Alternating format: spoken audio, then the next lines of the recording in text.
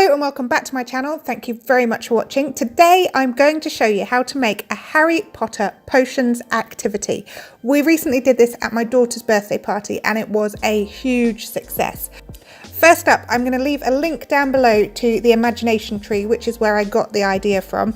There are plenty of places online where you can find this information. So what you'll need for this activity are some bottles or jars in all kinds of different sizes.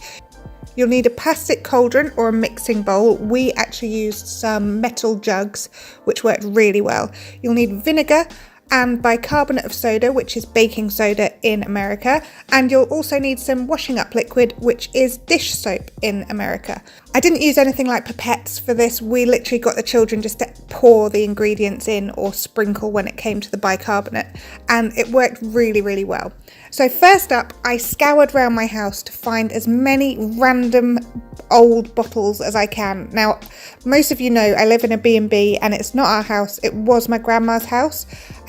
So all of her stuff is still here and there are tiny little bottles everywhere. So once I had the glass bottles and jars, I then wanted to label them.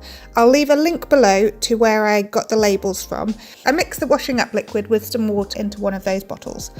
Next up, I put the bicarbonate of soda, the baking soda, into the little packets and also put those to one side, and then I poured white vinegar into the other ones. But what I did do with the vinegar, and I forgot to say you might need, I popped a little bit of food colouring into some of them so that all the children's spells looked a different colour.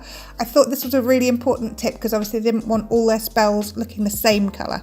Then I worked out, and this bit was the only complicated bit. Obviously, if you want to do the same spell for everybody, then you don't need to do this. You just need to make sure your labels match up.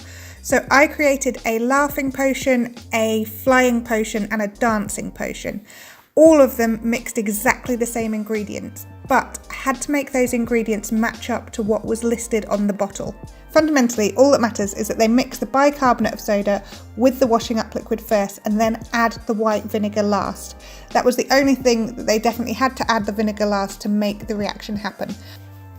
And the children had so much fun doing this. It genuinely took about half an hour out of the party. They chose their wands first, and if you haven't watched my video on how to make the wands, I shall link it here. And it just worked so well. It was a really great activity. It kept them all entertained, and I was amazed at the reactions of the potions as well.